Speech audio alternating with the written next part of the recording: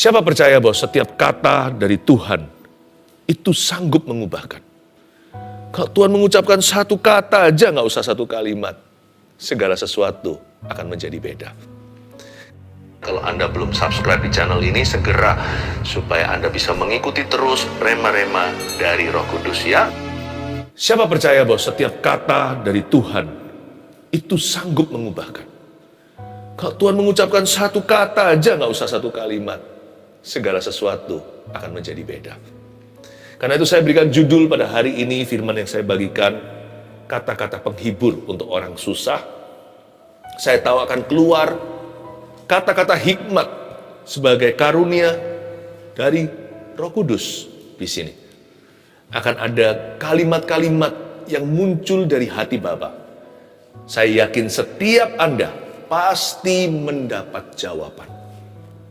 Karena itu jangan bersedih hati ya, Tuhan pasti menolongmu. Itu kalimat ke-1 dulu, terima di dalam hati. Tuhan pasti menolong Anda. Tuhan akan menolongmu. Jangan sedih, jangan susah. Di sini saat ini Tuhan memberi hidangan. Hidangan di hadapan lawan. Urapannya melimpah, mengalir seperti dari kepala, seperti dari sebuah cawan yang melimpah ruah. Akan ada urapan, dan urapan itu ada dalam kata-kata firman. Kita buka sama-sama di Yesaya pasal 51 ayat 1-5 bunyinya begini, kata-kata penghibur untuk Sion, firman Tuhan. Dengarkanlah aku, hai kamu yang mengejar apa yang benar. Hai kamu yang mencari Tuhan, pandanglah gunung batu yang daripadanya kamu terpahat, dan kepada lobang penggalian batu yang daripadanya kamu tergali. Pandanglah Abraham, bapa leluhurmu, dan Sarah yang melahirkan kamu. Ketika Abraham seorang diri, aku memanggil dia. Lalu aku memberkati dan memperbanyak dia. Sebab Tuhan menghibur Sion, menghibur segala reruntuhannya. Ia membuat padang gurunnya seperti taman Eden, dan padang belantaranya seperti taman Tuhan. Di situ terdapat kegirangan dan sukacita, nyanyian syukur dan lagu yang nyaring. Perhatikanlah suaraku, hai bangsa-bangsa, dan pasanglah telinga kepadaku, hai suku-suku bangsa.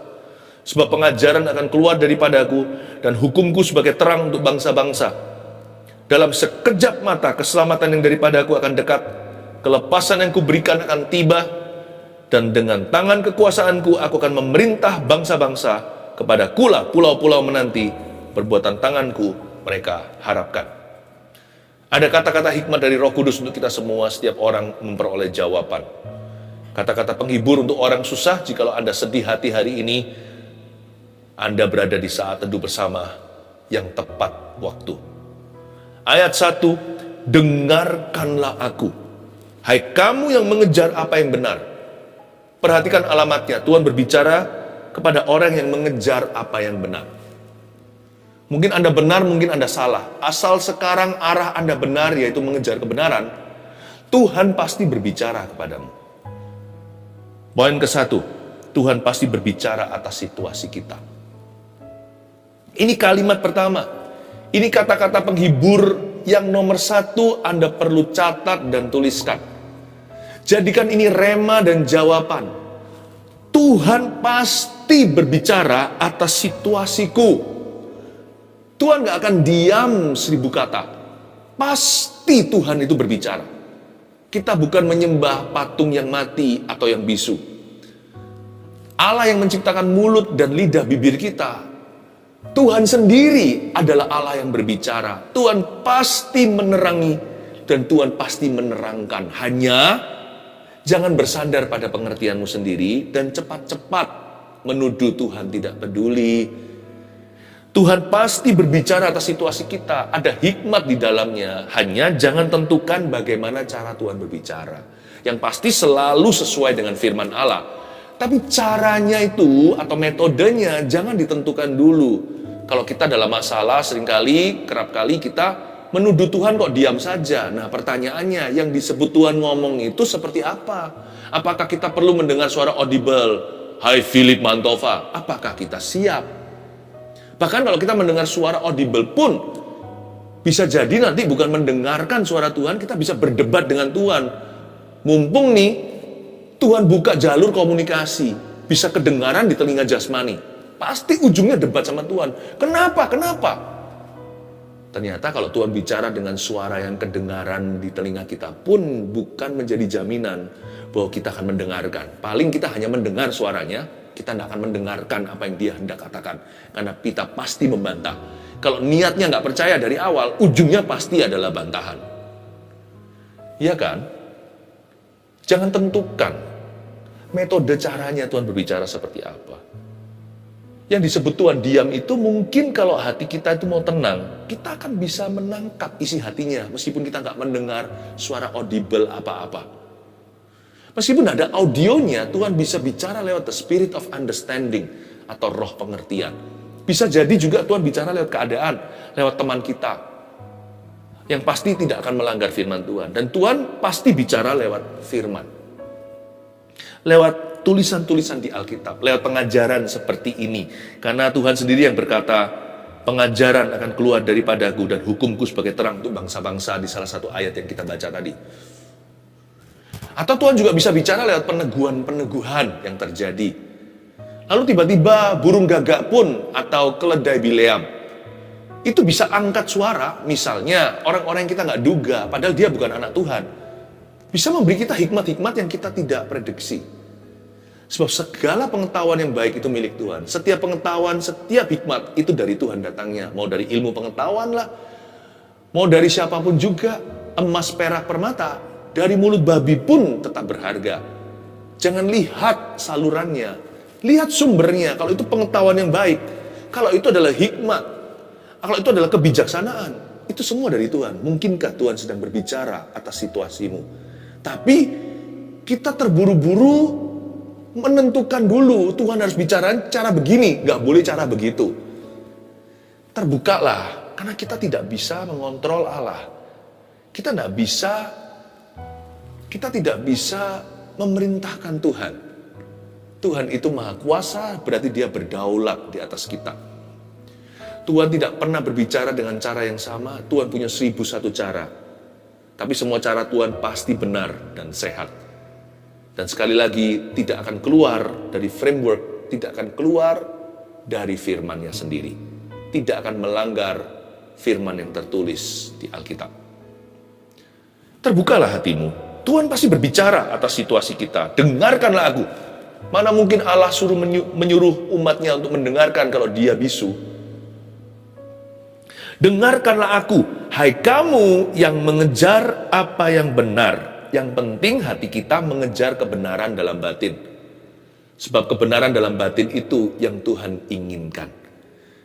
Yang penting arah kita benar, kita mengejar kebenaran. Dengarkanlah aku, berarti Tuhan tidak bisu. Dari ayat ini Tuhan tidak perlu janji, aku pasti akan bersuara, aku pasti akan bicara, aku pasti akan menerangkan. Dengan Tuhan memerintahkan, dengarkanlah saya, itu sendiri sebuah jaminan bahwa Allah sudah berbicara dan sedang berbicara dan akan berbicara dalam kehidupan setiap keluarga saat teduh untuk menghadapi situasimu. Jadi jangan susah. Kenapa susah kalau Tuhan bicara? Kalau ada teman dialog yang maha tahu dan maha kuasa, kenapa susah? Dengarkanlah aku, hai kamu yang mengejar apa yang benar, hai kamu yang mencari Tuhan. Yang penting hati kita mencari Tuhan, bukan menghakimi Tuhan. Kalimat ke-1 tadi ya kata-kata penghiburan untuk Anda. Ini kata-kata adalah comfort zone-nya Tuhan untuk orang susah. Ini zona nyaman untuk orang-orang yang sedang menderita diterpa badai taufan kehidupan. Tuhan pasti berbicara atas hidup kita. Katakan pada dirimu sendiri, Tuhan pasti bicara atas situasiku. Kedua, kita lihat berikutnya. Pandanglah gunung batu yang daripadanya kamu terpahat, dan kepada lobang penggalian batu yang daripadanya kamu tergali. Disuruh pandang gunung batu yang daripadanya kamu terpahat. Jikalau kita batu, kita harus memandang gunung batu. Batu bisa longsor dari bukit, jatuh ke jalanan. Di beberapa jalan-jalan tol, yang kayak begitu landscape-nya, akan dikasih jaring oleh pemerintah supaya kalau batu jatuh tidak kena ke kendaraan yang sedang lalu lalang. Batu bisa jatuh. Tetapi gunung batu yang daripadanya batu tersebut terpahat, itulah fondasi yang kuat. Dan kepada lobang penggalian batu yang daripadanya kamu tergali. Tahukah bahwa di bawah batu-batu yang kelihatannya besar itu, seperti gunung itu kan juga gunung batu. Yang di bawah tanah itulah fondasinya. Maksudnya apa? Nomor 2, ini kata-kata dari Tuhan untuk menghiburmu. Pandang berkat sebelumnya jika belum ada mujizat. Kalau Anda belum melihat mujizat, batu-batu yang Anda harapkan belum berjatuhan. Kalau Anda melihat di lubang penggalian itu belum ada sesuatu yang bisa Anda jadikan pegangan, pandanglah gunung batunya. Pandanglah lubang penggaliannya. Pandang berkat sebelumnya jika mujizat Anda belum tiba. Selalu hitung mundur. Mujizat yang Anda harapkan itu kan di depan. Dan juga belum kunjung datang. Ketika mujizat belum nyata, Anda dan saya bisa menoleh ke belakang. Jangan punya kebiasaan melihat apa yang lalu, kecuali satu. Kalau Anda melihat Tuhan dulu pernah mengadakan mujizat, Tuhan dulu pernah menolongmu, Tuhan pernah memberimu berkat, hitunglah itu one by one. Kalau mujizat belum nyata, jangan mengeluh. Kalau belum tiba di depan Anda, jangan kecewa. Lihat ke belakang dan berkata, once, pernah suatu hari, Tuhan melakukan berkat ini. Pujilah Tuhan untuk berkat yang lalu. Karena berkat Tuhan yang pernah terjadi di hidupmu tidak bisa kadaluarsa. Itu akan terus-menerus jadi kesaksian. Bukan hanya kesaksian yang didengarkan orang Anda memuliakan Tuhan, tapi terutama kesaksian bagi Anda sendiri. Setiap berkat mujizat yang pernah Anda alami, itu kesaksian rohmu. Bahwa Tuhan sanggup melakukannya lagi, dan Tuhan selalu memberi yang baru. Gak ada 2 mujizat yang sama. Tuhan tidak perlu melakukan 2 kali pekerjaan yang sama. Diulang lagi. Selalu baru setiap pagi, rahmat kasih karunia-Nya tak pernah gagal dalam hidup kita. Hanya karena kebajikan kemurahan belum nampak mata, bukan berarti Tuhan gak ada. Kalau kita kecewa sama batu, kan rugi, saudara. Harusnya yang kita banggakan itu adalah gunung batunya. Harusnya yang jadi pegangan kita adalah lubang penggalian. Gunung batu yang daripadanya kita terpahat, itulah fondasi yang kuat. Jadi anak-anak Tuhan harus pandai berkata, sekalipun ini belum terjadi, at least I have titik-titik isi sendiri. Meskipun belum ada mujizat terjadi, paling tidak aku masih punya isilah. Memang betul sih aku masih dalam hutang piutang, tapi paling tidak Tuhan memberkati kesehatanku, aku tidak jatuh sakit. Memang mengembalikan hutang itu perlu pelan-pelan. Saya tidak punya, saya harus berusaha. Asal saya tidak ada niat lari, karena saya adalah orang yang takut akan Allah. Tetapi puji Tuhan loh, saya nggak boros di biaya obat. Saya tidak banyak sekali bocor, saya nggak bocor sama sekali malahan, di dalam biaya dokter. Karena saya diberikan kesehatan. At least I'm healthy. Itu loh. Kalau batunya nggak ada, puji gunungnya. Anda selalu melihat ke belakang. Hitunglah berkat jikalau belum ada mujizat. Apa yang sudah Anda miliki, apa yang masih Anda punya, hitunglah itu. Kalau Anda yang sakit, Anda bisa berkata, oke, aku minta sembuh. Doakan aku. Ya, jangan jemu, terus berdoa hingga sesuatu terjadi. Tapi sebelum sesuatu itu terjadi, sebelum doa Anda dijawab, paling tidak kalau Anda sakit, Anda bisa berkata, tapi puji Tuhan dong, keluargaku yang lainnya sehat. At least my wife is healthy. Jikalau yang sakit adalah suami. Oh, haleluya, istriku baik-baik saja. Anakku nggak kanker. Anda harus bisa menghitung berkat. Kalau kita terus lihat batu, nanti kecewa. Batu bisa datang, batu bisa pergi. Tapi gunungnya tidak kemana-mana. Batu bisa nempel, dia bisa longsor. Kadang-kadang, terkadang suatu saat nanti. Tetapi gunung batu itu yang teguh. Anda harus bisa dan saya belajar untuk berkata, ya Tuhan, paling tidak aku sehat. Paling tidak orang lain tidak sakit. Oh, worst come to worst, skenario terburuk, sekalipun hati dan batinku habis lenyap, gunung batuku tetaplah Allah selama-lamanya dan bagianku. Kalau misalkan kita apes melulu, seperti Ayub dicobai kanan kiri, segala sesuatu diambil dari dia kecuali nyawa, Anda bisa berkata, at least I'm still alive. Aku masih hidup.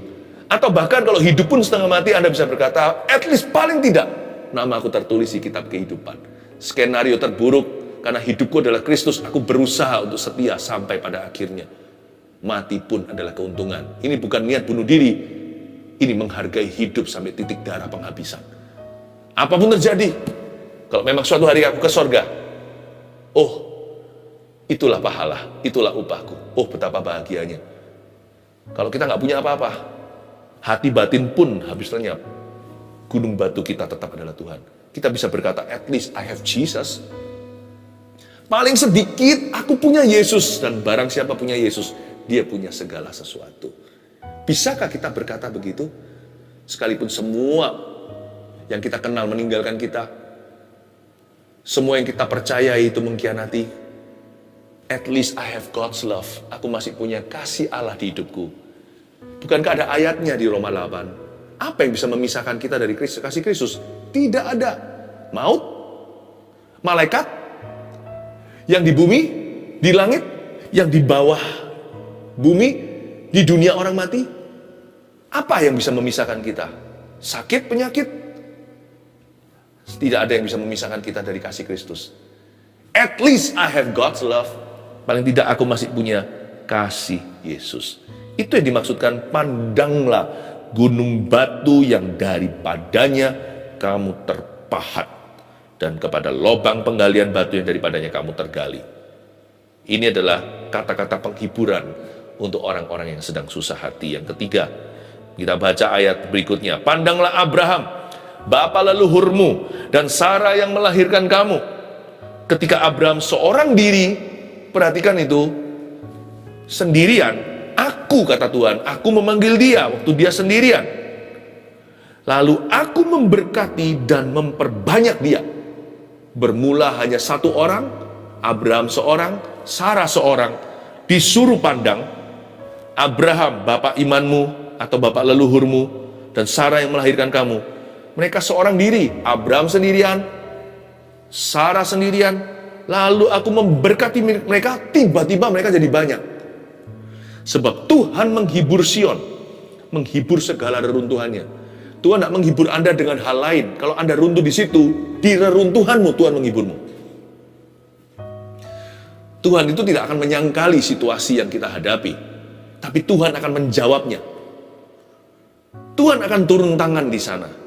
Di mana kita diruntuhkan oleh setan, di situ Tuhan mau promosikan. Saya yakin kok, our greatest test could become our greatest testimony. Ujian kita yang terbesar bisa menjadi kesaksian kita yang terbesar juga. Kalau Anda dan saya percaya, Tuhan itu menghibur Sion langsung di reruntuhannya, langsung di titik kelemahannya.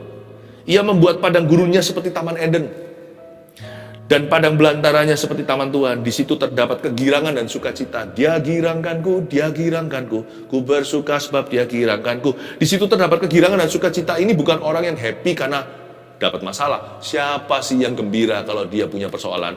Enggak sih. Kita itu happy kalau kita tamasya, kalau kita diberkati, kalau kita beruntung. Enggak ada orang yang berbahagia, bergembira kalau dia itu diterpa dengan problema. Makanya di sini dikatakan di situ terdapat kegirangan dan sukacita. Ini joy, bukan happiness. Ini sukacita, bukan happy versi dunia. Di situ terdapat kegirangan dan sukacita, nyanyian syukur dan lagu yang nyaring. Kata-kata penghibur untuk orang susah. Yang ketiga yang perlu Anda catat, jadikan rema dan jawaban hatimu hari ini juga. 3, jangan takut untuk mulai lagi dari bawah. Ini Tuhan lagi bicara sama kita. Tuhan beritahu keluarga Saat Teduh, jaga-jaga ada orang-orang yang mengalami sebuah keruntuhan. Mungkin ekonomimu runtuh, mungkin kesehatan, mungkin hubungan. Apapun yang runtuh, serahkan ke Yesus Kristus. Anda mungkin nggak lihat sekarang secara instan. Tapi percayalah janji Tuhan. Tuhan kalau menghibur kita itu, Tuhan suntiknya itu di tempat yang pas. Pernah nggak ketika Anda mau ambil darah yang ngambil kurang mahir, coblos sana, coblos sini, nggak ketemu uratnya, lalu akhirnya bengkak-bengkak, ada tanda-tanda suntikan. Tuhan tuh nggak gitu. Tuhan itu kalau menyembuhkan dan memulihkan itu selalu pas di titiknya. Tuhan menghibur Sion, menghibur segala reruntuhannya. Dan Tuhan membuat Sion kembali girang dan sukacita dengan nyanyian syukur dan lagu yang nyaring. Jangan takut untuk mulai lagi dari bawah ya. Ini Roh Kudus lagi berkata-kata. Jangan takut kalau mulai lagi. Dari bawah ayo silahkan. Asal kita bersama dengan Tuhan, lebih tidak terasa. Karena prosesnya itu, sekalipun tidak mudah, asal Tuhan beserta, maka waktu yang lama akan terasa lebih pendek. Kalau Tuhan jamah kita, segala sesuatu rasa lebih singkat, bukan berarti instan.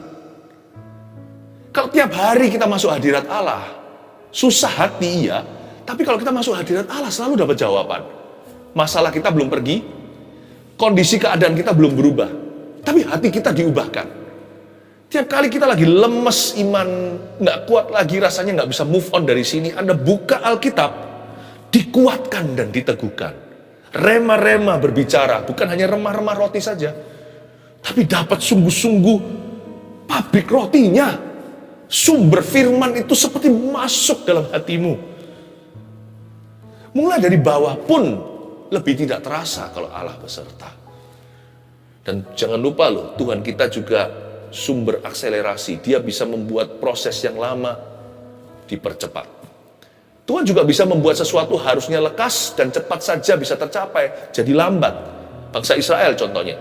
Karena mereka itu kan bandel, mereka nggak nurut mencobai Tuhan, maka Tuhan berkata, ya sudah, sesuai dengan pengakuan imanmu yang salah. Maka 40 tahun mereka berputar-putar di padang gurun. Harusnya mereka masuk Kanaan itu 4 minggu aja nyampe.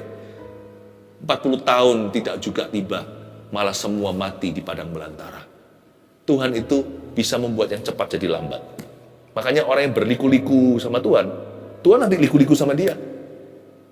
Makanya kalau diproses sama Roh Kudus, cepat lulus. Jangan her-her melulu, jangan diulang-ulang di titik itu. Tapi Tuhan juga bisa membuat sesuatu yang sifatnya lambat. Aku bangun ini selama 20 tahun, begini aja menguap. Tuhan juga bisa mengembalikannya dalam 2 bulan. Jangan cobai Tuhan dan jangan ragukan. Jangan tantang dia, tapi juga jangan sampai kita nggak beriman. Jangan takut untuk mulai lagi dari bawah. Pandanglah Abraham. Abraham itu loh dari nol.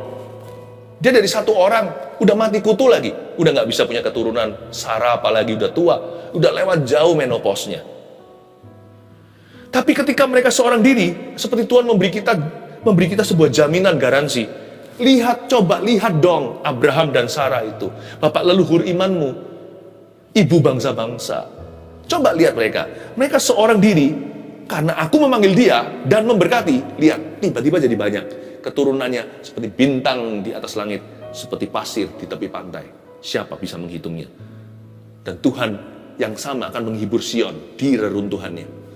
Tuhan yang sama akan mengembalikan nyanyian di mulutnya. Ini kan proses. Tapi Tuhan seperti memberikan sebuah kepastian. Kalau Tuhan campur tangan, satu orang bisa jadi mayoritas. Kalau Tuhan tidak beserta, mau situ asiknya rame-rame, semua runtuh berbarengan seperti Menara Babel yang Tuhan tidak backup atau yang Tuhan tidak sertai. Jangan takut kalau Anda harus mulai, aku lagi susah ini, gimana aku mulai lagi? Aku sudah dimiskinkan sama setan.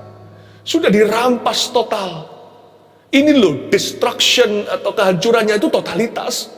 Ini gak tanggung-tanggung udah. Nasi udah jadi bubur. Udah hancur. Jangan bilang begitu. Ini kata-kata penghibur untuk orang yang susah dan putus asa. Kalau memang terpaksa harus mulai dari bawah, mulai dengan Tuhan. Abraham pun sendirian. Sarah pun demikian. Coba lihat hasil akhirnya. Mulutnya penuh nyanyian. Sarah tertawa, anaknya pun dikasih nama Ishak. Kalau perlu lakon menang belakang, asal lakon jalan sama Tuhan. Ini indahnya. Ada kata-kata rema dari ayat 2 yang kita baca tadi. Jangan takut ya untuk mulai lagi dari bawah. Semoga ini akan resonate atau berbicara ke seseorang. Ya.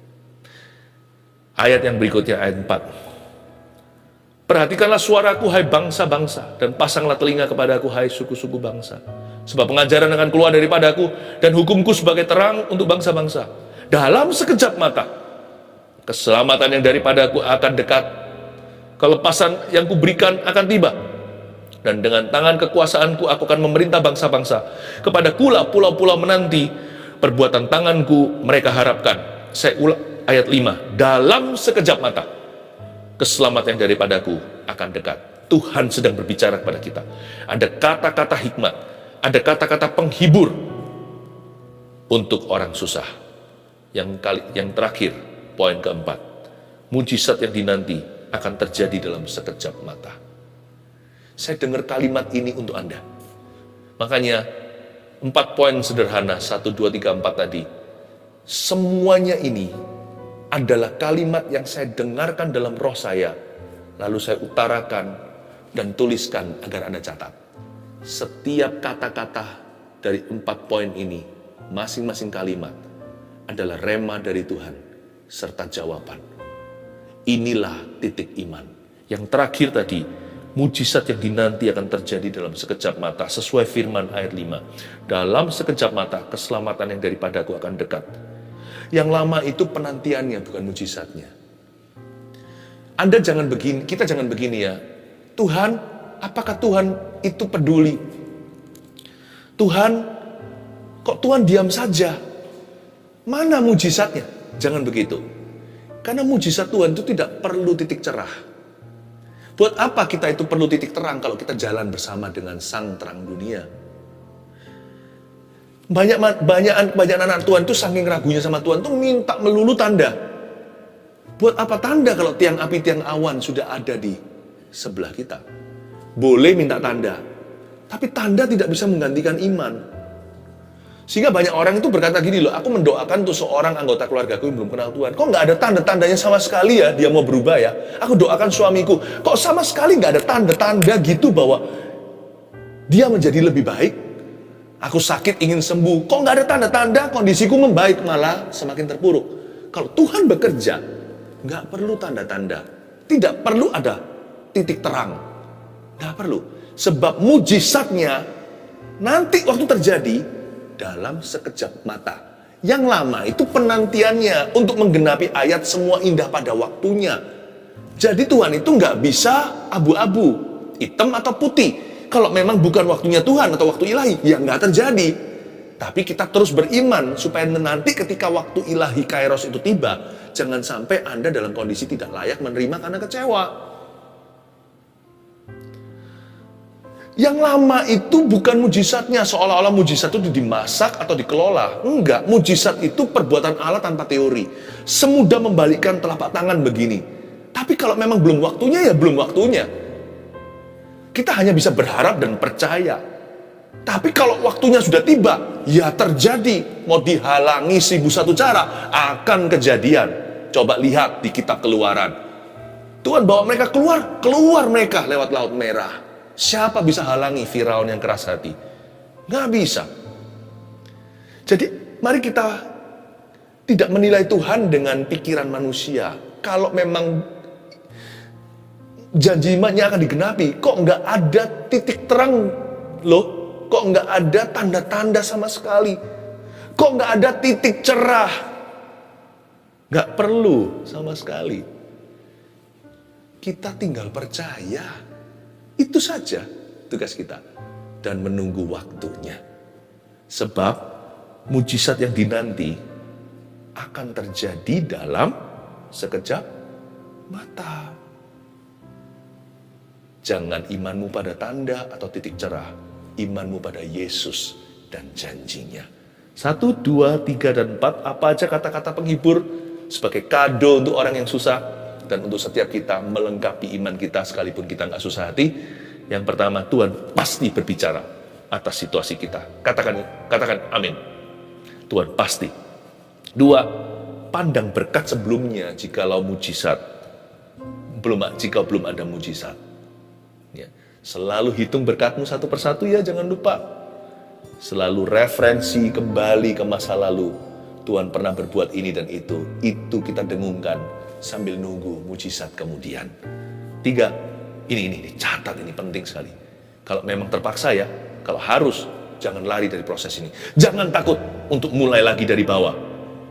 Tambahi ini, asal Tuhan beserta. Yang terakhir, mujizat yang dinanti akan terjadi, pasti terjadi. Dan nanti kalau terjadi, terjadinya dalam sekejap mata.